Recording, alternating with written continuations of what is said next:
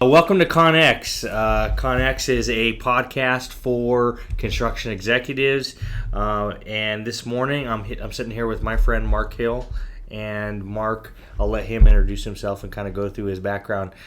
Mark is an extremely humble guy, so I'm going to ask him not to be humble here and tell us, Mark, just kind of walk through, who you are now, what's your position, and tell me your story from, where you grew up all the way to where you are now. Okay. All right. Well, first of all, I appreciate you all inviting me to this. I've never done a podcast, so it's pretty exciting. My name's Mark Hill. I'm the Vice President and Region Leader for our Lexington office. I've been with Messer for 32 years now, so pretty much my whole career. I came from a little different path. When I graduated from high school, I came to UK in the civil engineering program. But my family, I'm from the Corbin, Kentucky area. I didn't realize that. Yeah, and they were all in the coal business. Mm-hmm. So this was in the early 80s. Coal business was booming. I was sitting up here in college and watching them be successful, so I quit college and went back home. My uncle owned a large strip mining company. So I started blasting for him. Found out working for family is not always the easiest thing to do. Is that the truth? Yeah. My dad owned a fleet of coal trucks that hauled all the coal, so I started driving a truck for him.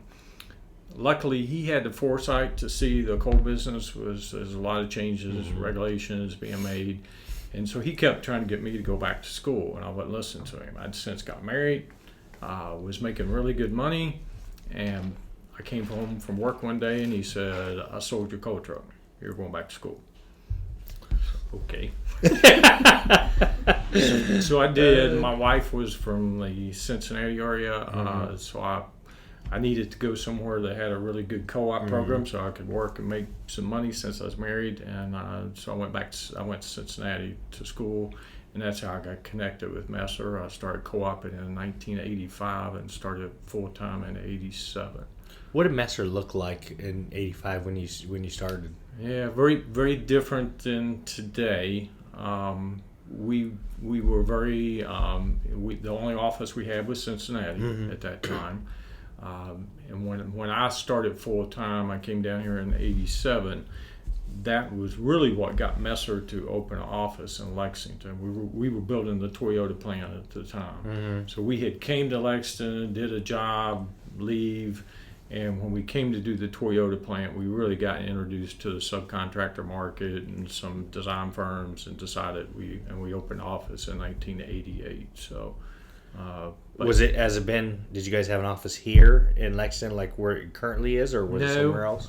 We were right downtown and moved around a few little areas for a few years, and then we landed. I don't remember exactly what year, but the 2-story house right beside of us here, we were in for several years, and then we had this place built. So, let's kind of jump in it. So you've talked a little bit about Messer. Can you get any kind of for someone who doesn't know what Messer is or what they do, can you give us a broad-based perspective on it? Yeah. So we're a commercial construction company that really focuses on large, complex, very diverse type of projects. We do anything from churches to casinos and a lot in between there. We're very regional based, which is a little different for contractors of our size. So we operate we're now located in 5 states, 10 cities. So we're in Kentucky, Ohio, Indiana, Tennessee, and North Carolina. And our newest office, our 10th office that we opened last year, is in Raleigh, North Carolina. Oh, wow. But we're very, very regional based. So we sort of operate as our own little company in each city that we're in. And we do that for a reason, because we believe that people should be able to go home to their families overnight. So we don't like traveling people around. We try to keep from having to do that. And then we also are very involved in the community.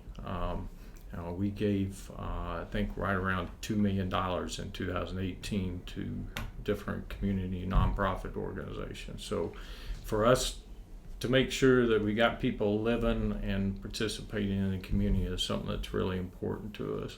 We're a general contractor and construction manager and do design build as well, so a little bit of flexibility. Do you guys have a design section of your company too, or do you guys We do go not. outside for that? Yeah, if we do design build, we go team up with somebody that specializes in whatever type job that is. Could you say publicly what the revenue is for the company? I mean, is that public knowledge? Yeah. This year we're going to do approximately, I think it's right around $1.2 billion. Wow. And you asked me a while ago what it looked like.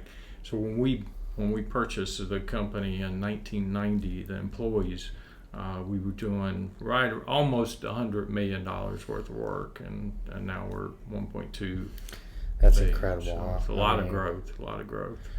So has the culture changed much at Messer since you've gone from $100 million to $1 billion company? I mean, some just because of the growth and being in different locations, I think, but our core values have not. And What are your core values? we are very much, we consider ourselves a growth from within company. So our structure is to get co-ops and let them internships, co-ops, and let them work in our company and see how they're going to like it. Us see how they're going to perform, and then they grow up in the company. And that's when you meet most people in Messer, you'll hear them say, "Well, I've been with the company 20 years, 25 years, 30 years," and most of them co-opt with Messer. Not all of them, but a lot of them. Well, I think it's interesting when you talk to a lot of people who work for Messer. It seems like you said like the number of years they worked. I would, even with younger people, I am surprised because the average is about, for younger people, they work with 6 different companies over their career, and it seems like the people that within Messer, that's not the case. At least that's my experience with talking with people. It seems like if they come to work with you as a co-op, they end up staying on board. In fact, I don't know of anybody who came to work for Messer that didn't end up from college, didn't end up landing with Messer. We've had a few that just wasn't a fit for, but very, very few. It usually works out really well for us, and it's something that we're pretty proud of.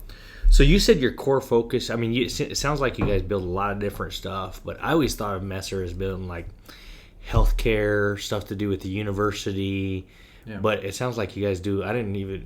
Cincinnati, I guess that makes sense. Casino, because a casino there. but is there a core focus industry wise, or is there? They are, and we've continued to expand that some, just so we've got flexibility. If you have a downturn in an economy, what we found out back in 2007 or 8, whenever that was, is by us having a lot of flexibility, it really didn't affect us as much as it did a lot of people. So our core focus segment has been higher education and healthcare, as you mentioned.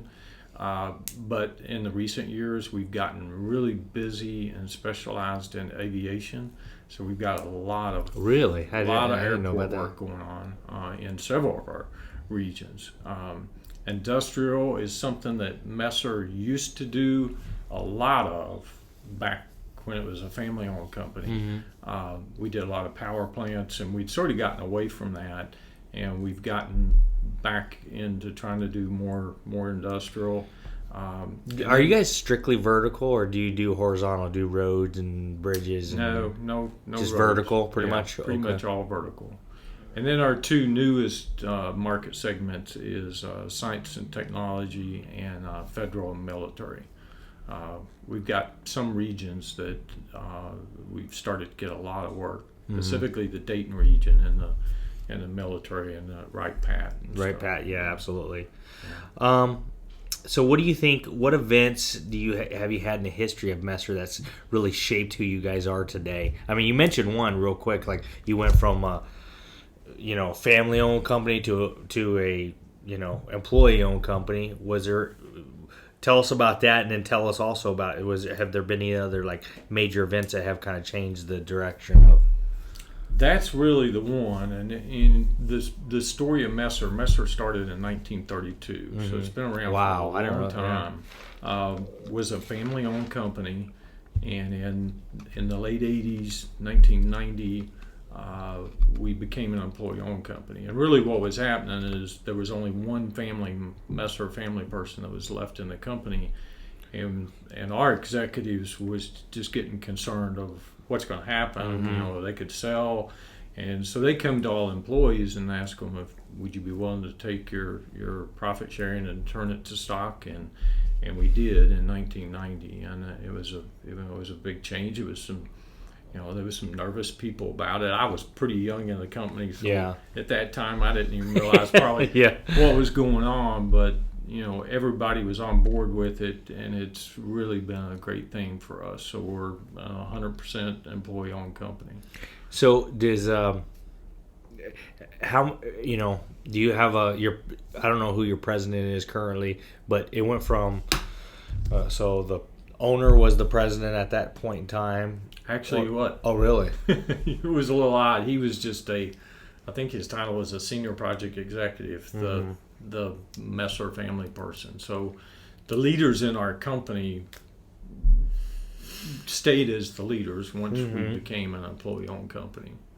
So has there been like, when you look at it from a high-level perspective, I mean, like from when you came to the company to now, the different presidents have, I always think it's interesting, like leaders of organizations have a role. There are some people who are growth leaders, there's some people who are maintainers and that kind of stuff. Do you remember any of that in the culture that when you grew up in the company that, this president was here and led us through this generation? Yeah. And fortunately for me, I've had the opportunity to work with some pretty amazing people, and we've not had many. Pete Strange was the president and CEO when we bought the company. He was a very dynamic speaker, leader that really was the one that had the vision of the ESOP and structured all that. And so he was somebody that was well respected in really the community of Cincinnati for sure, and is still involved. And then Tom Kekas became the president and CEO, and he just retired the end of September. Really? So when did he take over? Do you remember what year it was about? I do not. I mean, it was probably 5 years ago or so. Yeah. So Tim Staggerwall he just became the president and CEO. He was a senior vice president of the company. So, and he's one. All three of those people co-opt with Messer. And that's incredible. You don't see that. I mean, with other companies, you don't see that. That's sure pretty incredible. Yeah. So have you had? Well, you mentioned one game changer in your business, and that was the transition from family owned to a company owned. Has there been any other game changing events for Messer as a company? I think that the two that I would probably point out is, number one's our safety department. Back probably 10 years ago, we decided to get serious with safety, and we structured a safety department and really spent a lot of time of trying to focus the growth of that and have that support out. What led that? Did you guys just decide that it was such a important thing, or did you guys have an incident? Because like most companies have incidents and then they decide, hey, this is something we should look at. To be honest with you, I don't remember if there was. I don't remember any incident. I think it was becoming more and more important to our owners, and we finally realized how important it was to us and to make sure that all of our employees were going home to their families every day. And we had always made it a high priority, but at that point we made it a focus. Yeah, and the most people don't realize the value, and looking at it from a high level construction executive, workman's comp premiums are drive a lot of costs there, and when you no longer have those costs, that dollar value drops to the bottom line. And so companies, I think most, especially large companies, realize that's a huge net profit gainer there if you can run a successful, or a safety program. Absolutely. And when you just look at the risk on the job sites, especially with construction, it's one of the highest risk on the job site. And then the second one was actually another department, is our economic inclusion. We decided, and again, we always had that as a core value, to try to have diversity on all of our job sites. But we decided we're going to go hire somebody that's going to truly take this and lead it. And we went and hired Stan Williams as the vice president, that then developed his own department that was able to support all the regions in driving economic inclusion. And just an example of this year, we're going to have 18% inclusion on the company-wide, spend $171 million with certified minority and women-owned companies. Oh, wow. And to us, that's really important. Well, and I know you guys have always been active in the Lexington area, because I had taken part of the Women and Minority Contractors, and you guys have been a Right. key contributor, I was just reading an article recently. They say only 7% of all workforce in construction is women, and that's what I'd have to say is pretty significant about Messer is. We've had women come through the program, and such a small percentage of women come through the program, but it seems like there's only a few companies that these, I call them girls because they're much younger than I am, but these women that go through, that end up going to these, and there's only a few of those companies, and Messer happens to be one of the large ones. And I think about it, and I think to myself, well, why is that? And I think you, as a company, and I can say this for Messer, is it seems like you guys have made a tangible effort to make that a focus and say, hey, we want to open those doors.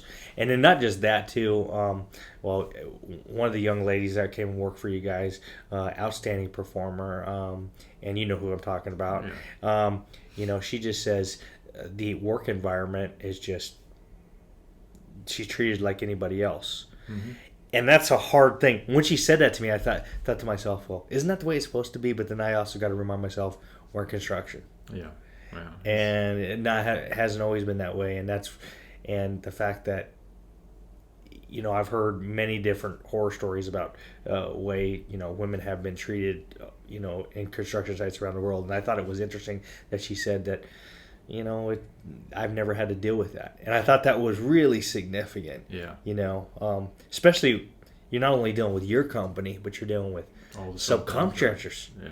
So you got to have a really strong culture there, and they got to understand that, hey, this is the way we do business. Right. Yeah. Well, and there's some, the females that work for us are some of the highest flyers in our company, really. And we talked a little bit before it started about Emily Edgerton, and she just got promoted to project executive in our company and is now in the senior management group. And it's pretty exciting to watch her be able to grow through the company. Oh, you guys definitely have winners in that category, no question. Yeah.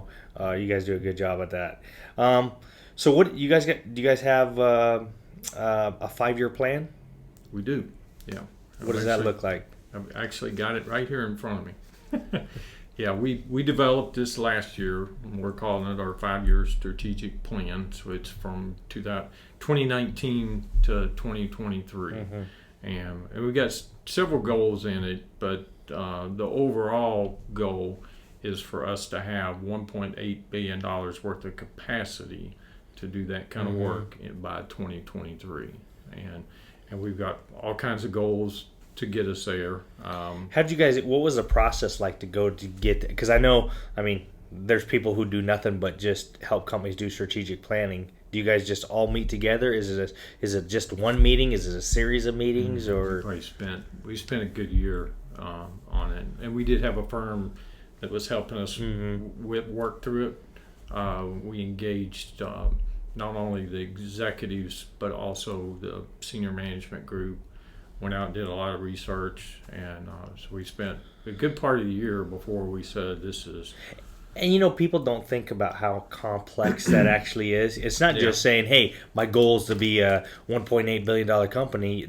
You got to say, "Is the market there to support it?" Right. So there's a lot more that goes into it, and I guess that would work for smaller companies. But a company your guys' size, you guys got to do a lot of due diligence there. Well, we do, and that is one of the reasons we're structured the way we are with the different regions. Because with us being an employee-owned company, we've got to be able to give the new individuals coming in our company the same opportunity to grow that Mark Hill had to grow, and for us to be able to do that, and there's all kinds of different ways that you can do that, but the way that's worked for us so far is opening new offices, and we spend a lot of time, because it's a lot of hard work to go open an office, and it's not easy, and it's basically starting a brand new company.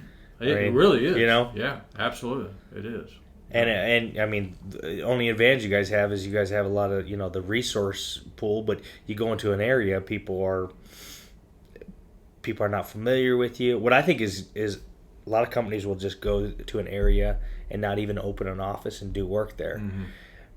But I know that if I live in Lexington and I have a company come in that is going to come in to do a job, they're not really committed to this area or whatever. But you guys, I think that's probably one of your guys' models that, hey, you want to show you're committed to a community in an area. Absolutely. And obviously we're in a relationships game here, so numbers have a lot to do with it, but getting the job done is probably just as important, if not more important. Yeah, because you'll get a reputation real quick, and if you're performing well and you're building good relationships with the community and the subcontractors, then it's really what makes you be successful. So what are the pieces of, because revenue is one of the pieces of your 5-year plan. What are some other pieces of your 5-year strategic plan? We've got investing in our people, so we put together some new programs. One of them we're calling the Emerging Leaders Program, where we're bringing in some folks that we target to be future executives in the company and try to maybe speed up their growth. So it's a program that we put together. So that's one of them. Another one I touched on a little bit earlier was expanding our core market segments, and that was adding the federal military and the science and technology, and we've already started getting work in that. Investing in industrial-related businesses. So we've now purchased a new company, EGC. Is a smaller company that does pretty much all industrial work that we thought would be a good opportunity to help us grow our industrial. Where are they at? They're in northern Kentucky. Oh, okay. Located in northern Kentucky, and they've got a lot of history, a lot of similar owners that we were already doing work for. So it just really was a really good fit for us. That's neat. So I think is what the emerging leaders thing. I think is. The only thing I want to comment on that one is, if you look at, most companies are not thinking about this, but you look at the pure demographics of the workforce. You have a lot of 50-plus year olds, and you have a lot of late 20s and 30s, and there's a big gap there,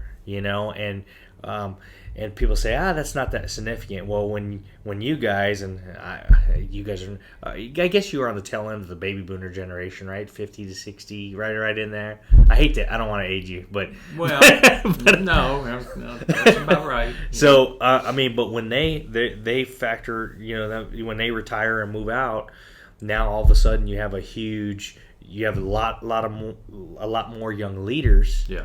That have to be thrust into a lot larger positions, and that's going to be a real challenge for the industry as a whole. So I happen to be in the generation that is kind of between.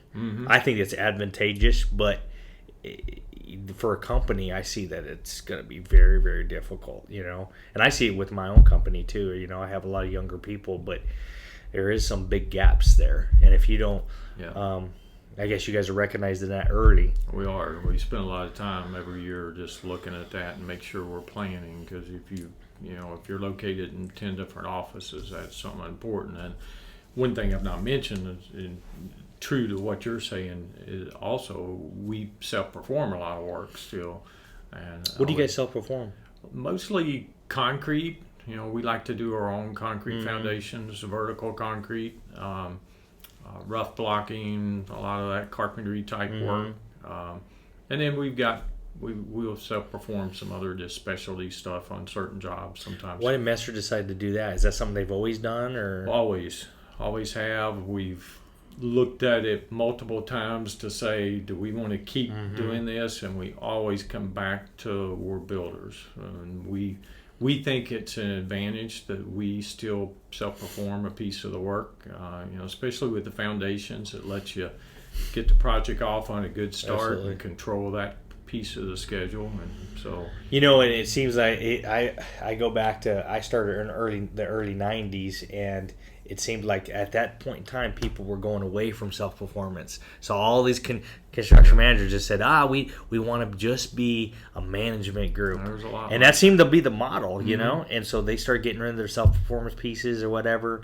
And then it seems in the last, I'd probably say after 2008 or so, because times got tough, that people are starting to think now, well, instead of, maybe we should pull that back in because that gives us a competitive advantage, So, and you're right, the whole concept of being a builder, people want to know that you actually going to put hands in the dirt, you know?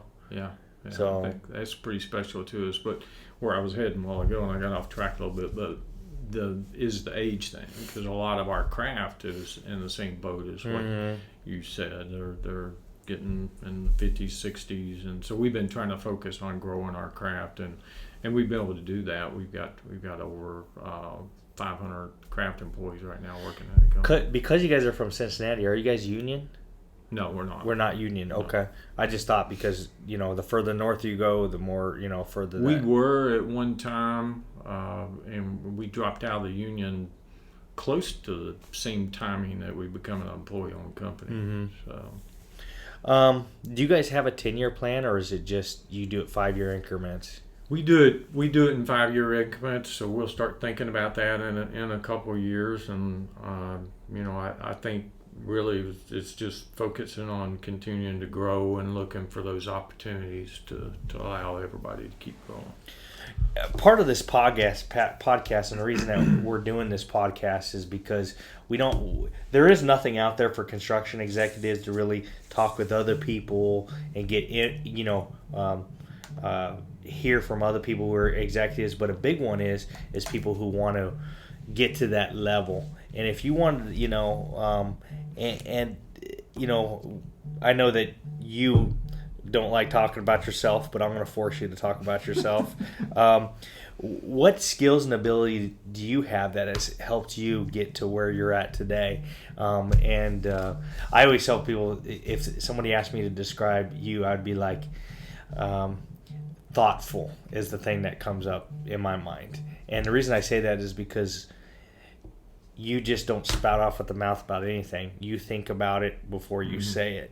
And I think that's probably an important aspect of being a good leader and growing in the industry. What skills and ability do you think you have that have helped you, move up within your organization?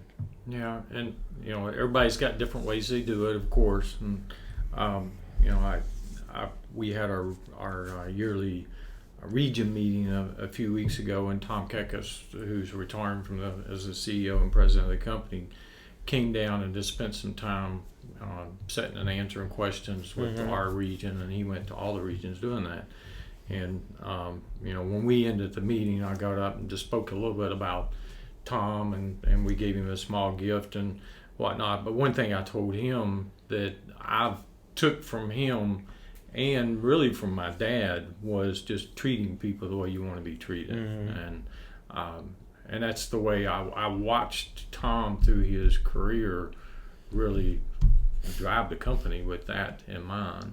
And so that's one. I think hard work and just leading by example, not asking people to do something that you're not willing to do yourself. One of my personal traits is, and something that's important to me, is listening. Sometimes executives aren't real good about that. They like to be talking themselves. And I learn a lot by just listening to other people. There's when you surround yourself with good people, you got to make sure you're listening to them. So that's probably one. building relationships is something that I've always focused on, and has always been something that I use Berea College as an example there. I was the first person that went down there and did a job, and that was in 1990, and we're still on campus doing the work. We don't do all their work, but we do a good majority of their major work, and it's just about building relationships and giving back to the college, and focusing on growth and making sure that you're growing people is one that's important to our company, and it's something that's important to me, so making sure that you spend the time to do that.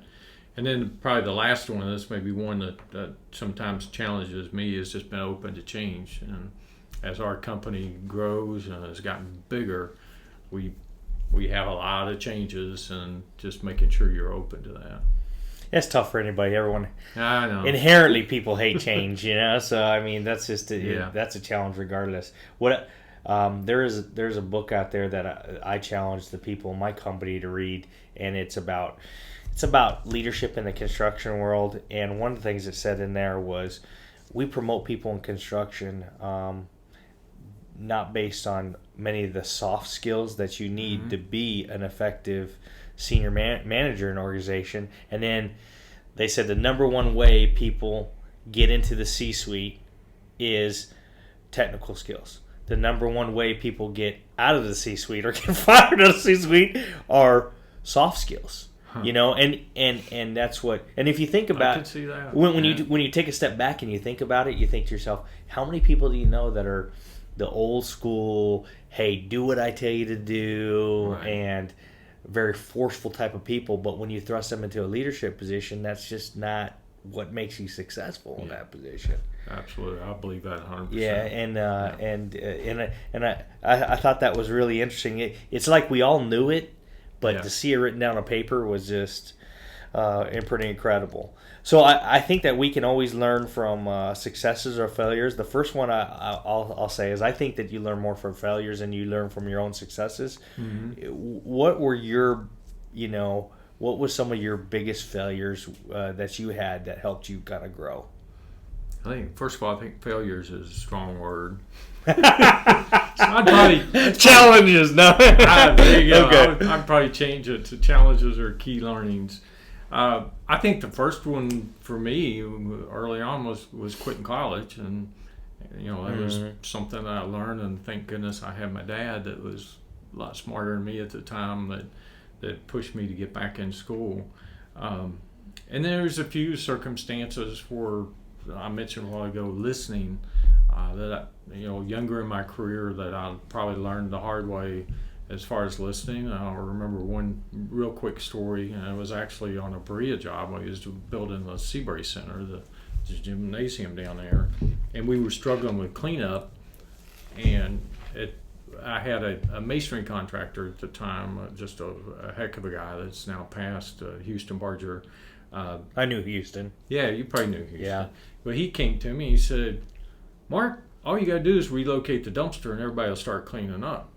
I said, you don't know what you're talking about. I got the dumpster where the dumpster, and I wouldn't listen to him, and we struggled with cleanup all through that job till right at the end, and then I finally listened to him and moved it, and it did change. And that's a small example, but when you got people that have been in the business a long time and just trying to learn from them. And then another one, and this goes back to a key learning from Tom Kekas again, it was just having high level of communication.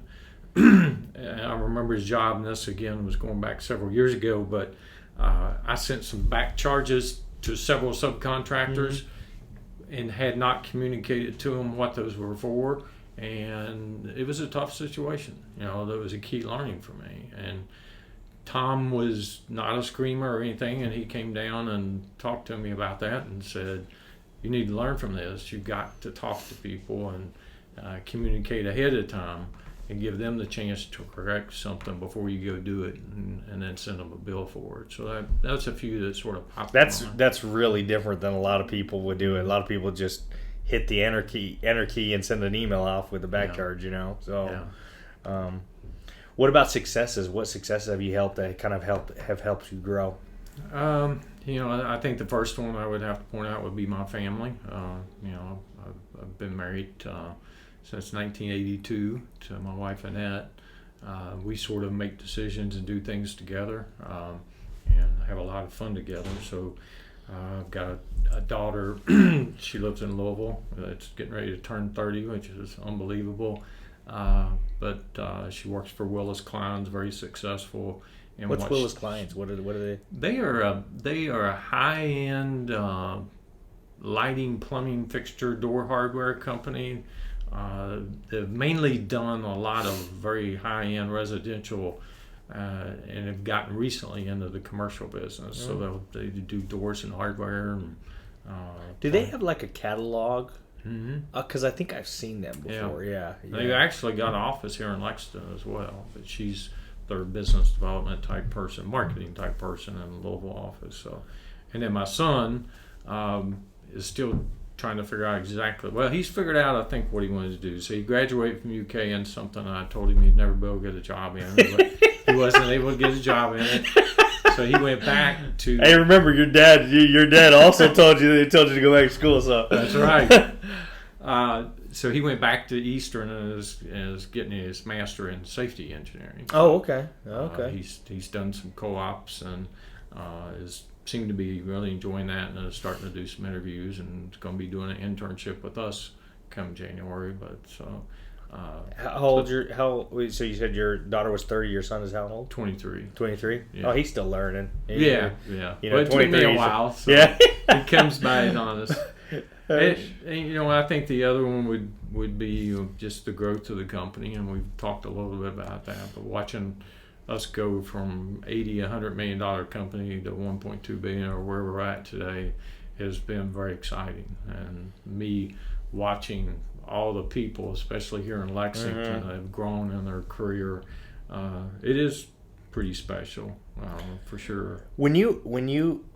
It seems like you have a common thread there when we talk about different things, and a lot of stuff come back to like family. And one of the items that you came back, and I know kind of what my father meant to me. Mm-hmm. Can you tell me about your father a little bit? Yeah. He's someone that's very special to me. My mom and dad both. My dad was an extremely hard worker, so he worked in the coal business and had a large farm. So, my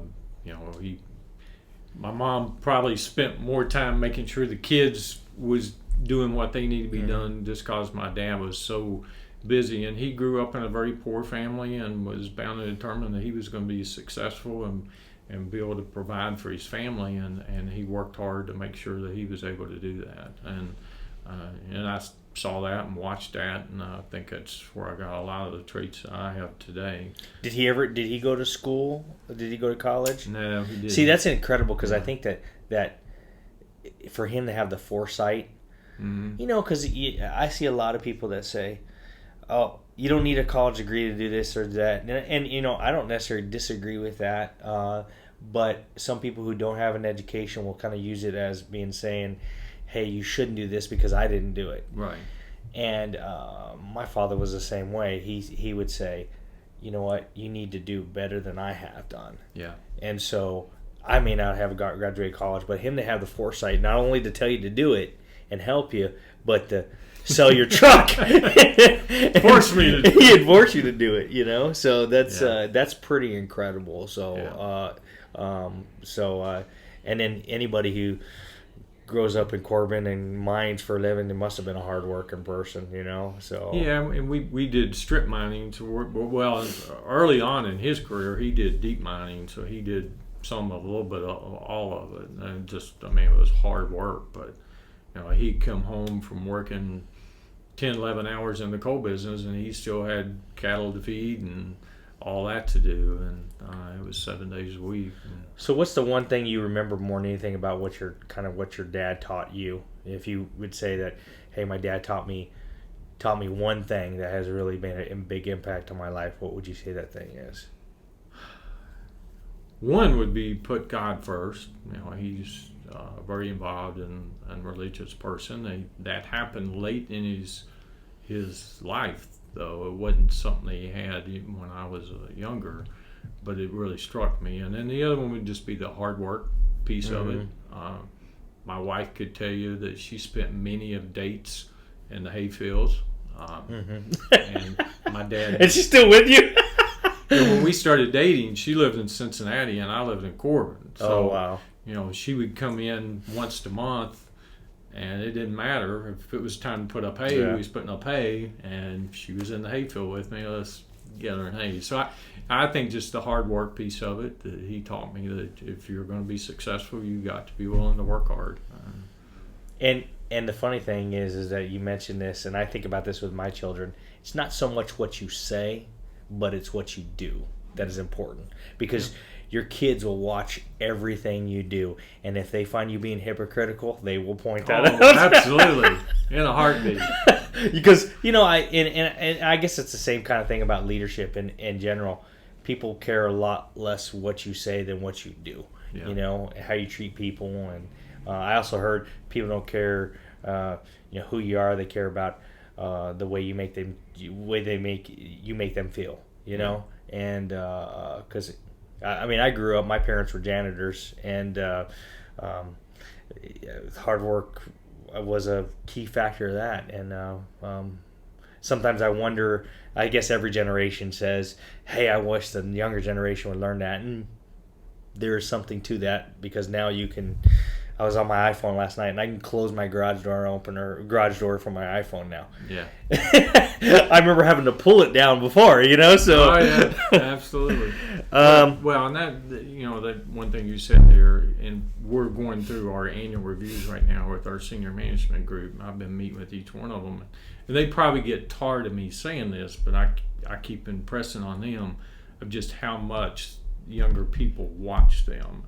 So how important it is, to your point, to be setting a good example, whether it's hard work and what time you come in, or getting on your phone when somebody's talking to you. There are a lot of different examples that people watch. And it's funny you say that about the phone, because I used to have a boss which I thought, I still to this day, he just retired last year, and he was a very important figure in my professional growth. But one thing that he always did, and I learned from something he didn't do well. It always says, well, you can't learn. I think you can learn more from a poor leader than you can from a good one.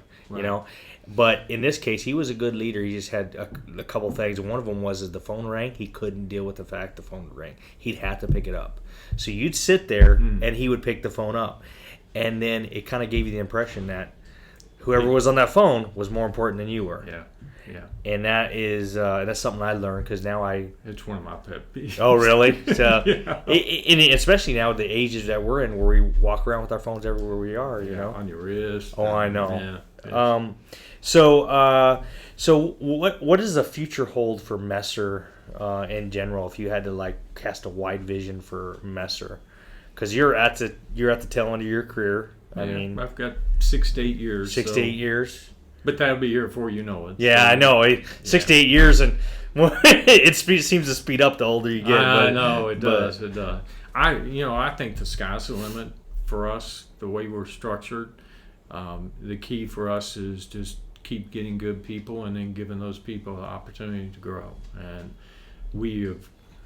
I don't know what it is, but we just really attract good people. And you mentioned, and we've talked about this a lot in our executive meetings, of being some concerned about the newer generation and job hopping and that kind of stuff, and just how will that affect Messer? Because we are structured around, it needs to be a job for your career. If you're coming here to just be here 2, 3, 5 years, there's probably companies out there that are going to pay you more. If you're coming here to be here for your career, you're going to leave here with a very good retirement.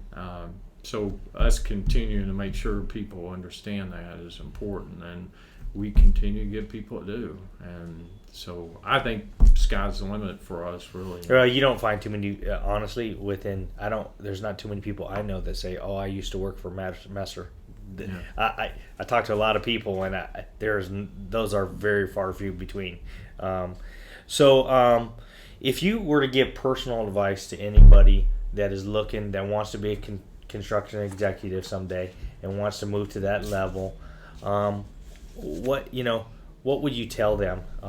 And I think this is a good one because you gave a presentation at when you were awarded an award at our EKU's construction management banquet, and I thought you had a lot of good points there. And I thought I'd ask you that because the people listening to this are those type of people, you know, not only your peers but junior people that really aspire to do that. So what would you advice you would give them? Well, the problem with this one is it's probably going to be the same answer that I gave a while ago. But I think just being willing to work hard is first and foremost, and really being conscious about how you're treating your people, surrounding your people or yourself with good folks, listening. I talked a lot about that at the EKU banquet, just how important I think that is, and I think there's some people that don't understand how important that is. What we touched on a while ago of just really recognizing how much people watch you, so making sure that you're setting a good example, and it's you got to understand that it's not going to come just all of a sudden. That it does take hard work and it takes time. But if you're willing to put in the hard work, the reward is there. To drive past some of the projects that I've been involved in, I mean, it makes you proud to be a part of those, and that's the exciting thing I think about construction. I like it because it's like you're able to be almost your own business owner. I always say you're the CEO of that project. Yeah. And that is so unique that we get that, we always have to, obviously, ultimately we have to report back to somebody, no matter if you're the CEO or not. But the fact that at a young age you can be put in charge of a job and the destiny of that project really depends upon you, and what you do with your time and your resources, and that is a pretty exciting thing. One example of that, and I'm a huge UK basketball fan. I have been all my life. Well, we got the opportunity to build a Joe Kraft practice facility, and now we just got the opportunity to renovate Rupp Arena and build to the convention center, and that's pretty special to me that I'm part of that. Well, absolutely. Those are one of those projects in your career that you highlight. That is it is. I mean, especially in this area, because people. I mean, the blue blood in this area is very, very important to a lot of people. I wasn't a college basketball fan until I moved here 12 years ago, and being part of UK's just the atmosphere is just infectious. It really is. So, so I'm going to do like a quick hitter thing for you. I'm going to state a few topics, a few different areas in construction, and I want you to give me the importance from a 1 to 10 scale. 1 being the least and 10 being the greatest, right? How important it is in doing your job. So if you say all 10, I know that they're all, but I'm just going to, this is kind of a quick hitter. Scheduling. I've got that rated as a 9. Okay. It probably could be a 10. I mean, it drives almost everything. Estimating. 8. I've got that as an 8. Contract administration. I've got that as a 9, and that might surprise a few people, but the larger, more complicated jobs you get on, that is so important.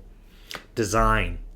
I've got that as a 6, just because we don't do a ton of design builds. So. Contracts. 8. Accounting. 7. I think that's important. And leadership. I've got that as a 10. I think leadership is the most important thing that you got to have on your job sites. And it's great to hear you say that, because there was a research study done that I happened to be at the presentation from a professor from the University of Alabama, and he did what are employers looking for, what's the most important things employers are looking for. And I thought it would have been technical skills. I thought it would be scheduling, or doing stuff with your hands, or administration, or this or that. And in the end, we found out it was all those soft skills. It's listening, communicating effectively. And I was really surprised by that. initially, but then I sat back and thought about it, and I thought, you can teach somebody to schedule. Absolutely. It's much more difficult to teach them to communicate effectively. And maybe that's the reason we're having such success of hiring good people, because we really put a focus on during interviews of how important the soft skills piece of it is. Well, Mark, I appreciate you meeting with me today. I do want to give you an opportunity to say anything that you haven't already said. So, you got anything else you'd like to say? You got to say something to your wife, because you've been married for 30 some odd years. So, well, she's the most important person to me by far, and again, we are extremely close. I still bounce off ideas, for whether they're about work or personal or whatever, every day, and we're very close. So I definitely appreciate her. She's the driver of me, and a very important person for me. And that brings up a good, it's a hard thing in today's culture to find somebody like yourself that's been married for the length of time you have. But to me, that there's a lot to be said about that. That's something I always admired, is we have somebody who stayed together for a long time, because that shows a lot of characteristics. Like, it's not fun being married every day. Oh, no. And if my wife hears this, that's not what I'm saying. I'm not saying that to be mean, but it's not fun to be married every single day. You don't want to be married necessarily every day, but it's a lot of work, and you really have to. I always say marriage boils down to one word and one word only, and that's commitment. Yeah. And we've gone through breast cancer with my wife, loss of my leg, 3 children, which is probably greater than those other 2. But those kind of things, is just getting through those things. You got to really have a commitment to each other, and so many people want to run away. And if you want to be successful, you need to have somebody by your side, because if you don't have that, I don't know how and then at the end you can be successful and not have somebody by your side, and it's worth nothing. Yeah. So I agree with that. And I'll end with maybe our purpose statement. Our purpose statement is to build better lives for our customers, communities, and each other. And to me, that says everything about Messer. And it's exciting.